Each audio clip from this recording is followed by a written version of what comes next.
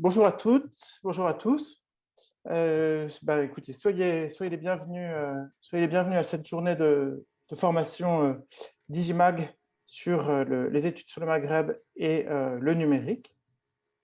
Je suis Augustin Jaumier, maître de conférence en histoire du Maghreb à l'INALCO, au département d'études arabes, et j'ai le plaisir de co-animer cette journée avec Mehdi Sakatni. Bonjour Mehdi, si tu veux. Bonjour à toutes, bonjour à tous. Donc, je suis Mélissa Gaetani. Mehdi a conçu et organisé quasiment toute cette journée. Et donc, nous allons animer tous les deux. Nous allons l'animer tous les deux. Mehdi est en passe de soutenir une thèse d'histoire d'histoire contemporaine à l'université d'Aix-Marseille.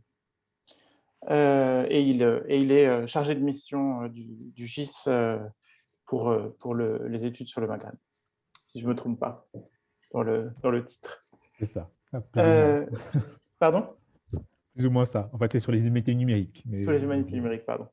En tout cas, mille merci Mehdi pour tout ce travail que tu as fait et que j'apprécie immensément et que tout le monde va certainement apprécier beaucoup. Alors, dans les remerciements d'usage, hein, je commence par remercier le ministère de l'Enseignement supérieur et de la Recherche, grâce au soutien duquel cette journée est possible, hein, puisque le programme Digimag est soutenu par le plan SHS, donc Sciences humaines et sociales, du ministère. Cette journée est organisée aussi en partenariat avec l'INALCO, donc mon université, et la BULAC, la Bibliothèque universitaire des langues et civilisations, qui se trouve à Paris, dans le 13e arrondissement. Vous aurez l'occasion d'en entendre parler beaucoup ce matin, donc je ne vais pas en dire tellement plus, mais c'est un centre essentiel, hein, pour les études aréales à Paris et en France.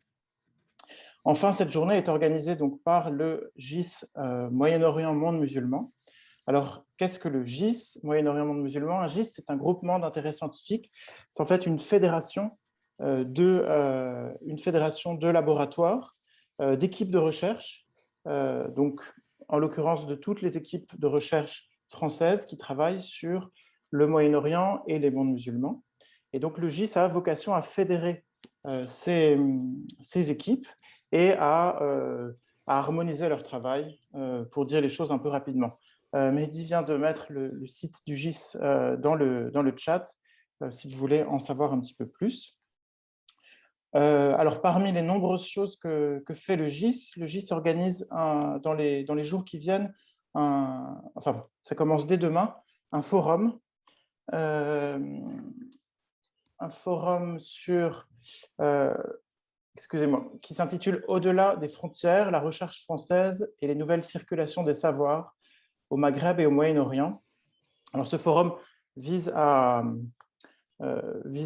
engager un débat, hein, entre acteurs de la recherche sur un aspect lié aux pratiques de cette recherche. Et en l'occurrence, cette édition du forum, hein, est liée à la question de l'ancrage régional, international de la production française des savoirs sur le Maghreb et le Moyen-Orient.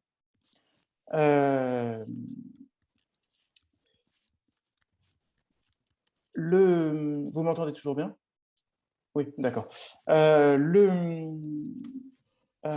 Donc, dans le cadre de ce forum, hein, qui va se dérouler sur 3 journées, en fait, en raison de la crise sanitaire, tout est dématérialisé et c'est organisé sur 3 journées.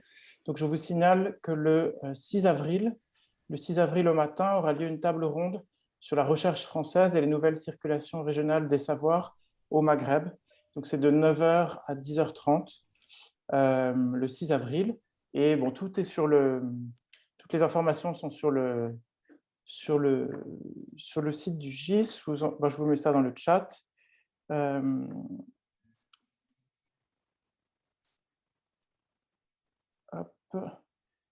Je vous mets ça dans le chat et n'hésitez pas à vous inscrire si cela vous intéresse. Alors,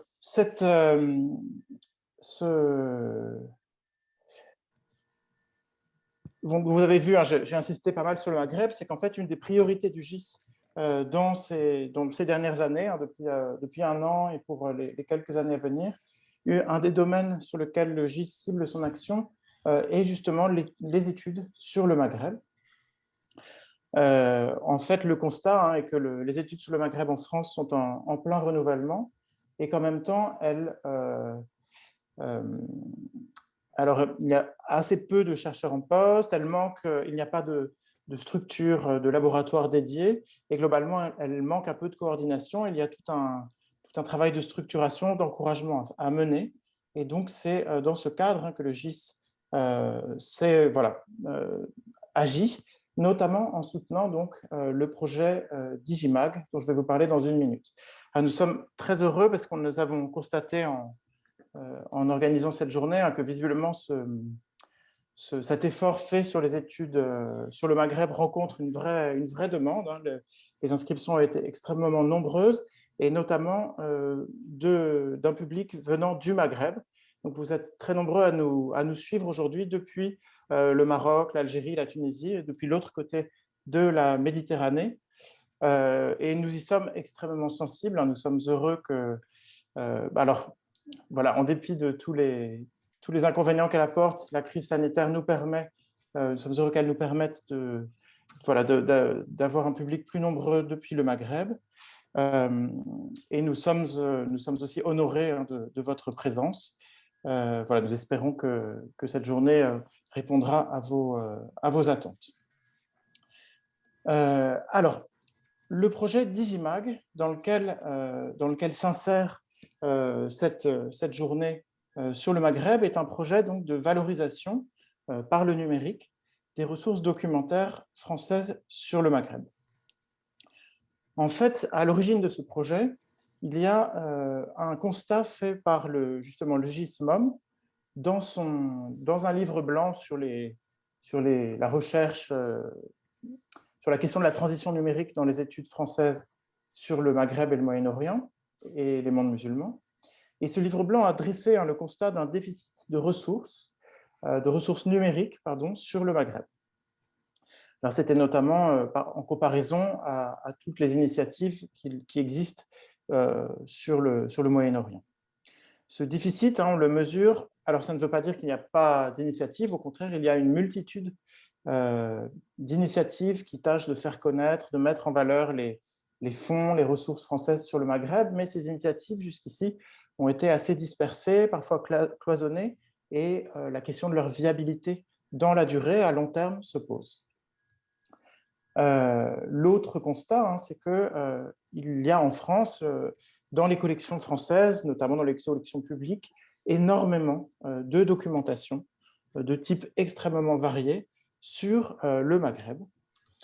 Et donc, le projet Digimag cherche à combler ce déficit en améliorant, en facilitant l'accès des chercheurs aux ressources documentaires sur le Maghreb, améliorer la visibilité de ces ressources, faciliter leur accès grâce aux outils du numérique.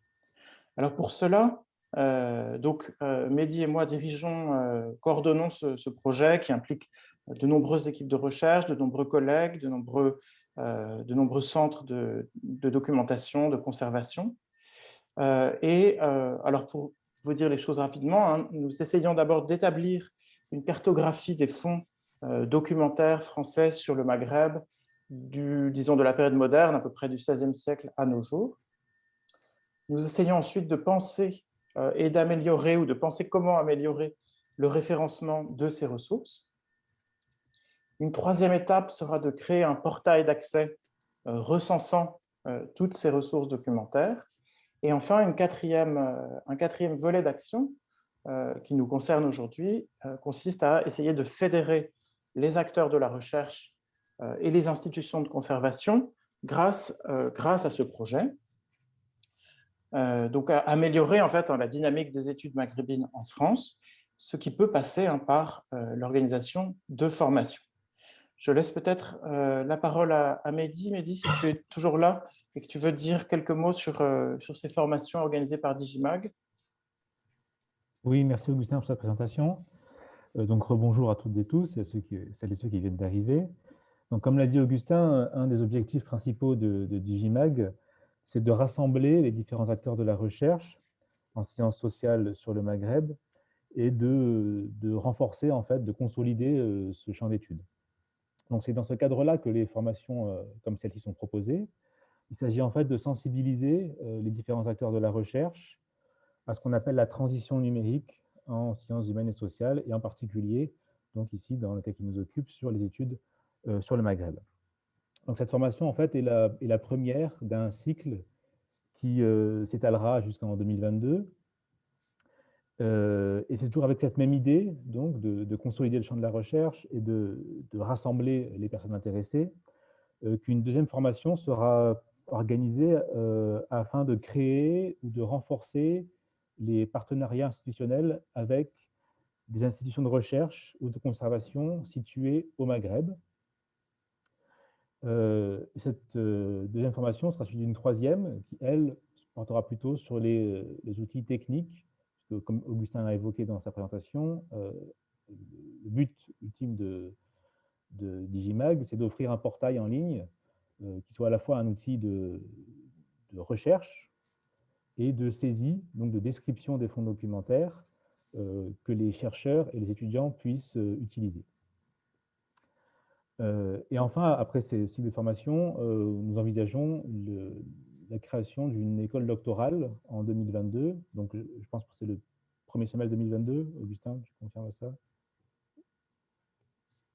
Pardon, pas de micro. Oui, oui, tout à fait, mais c'est encore vraiment un projet embryonnaire. Voilà. Donc, l'idée, effectivement, est surtout de rassembler les personnes, de faire dialoguer les différents acteurs de la recherche et d'établir des partenariats institutionnels à travers ces formations-là. Merci beaucoup, Mehdi. C'est donc dans ce cadre que s'insère cette première journée de formation. Donc, les études sur le Maghreb et le numérique, ressources en ligne, outils et projets de valorisation. Journée donc, dont je vais vous présenter rapidement le programme qui va nous réunir jusqu'à 17h30 avec d'abord une matinée qui est justement consacrée davantage aux outils, aux collections, enfin, voilà, aux ressources documentaires en ligne et aux outils qui permettent de les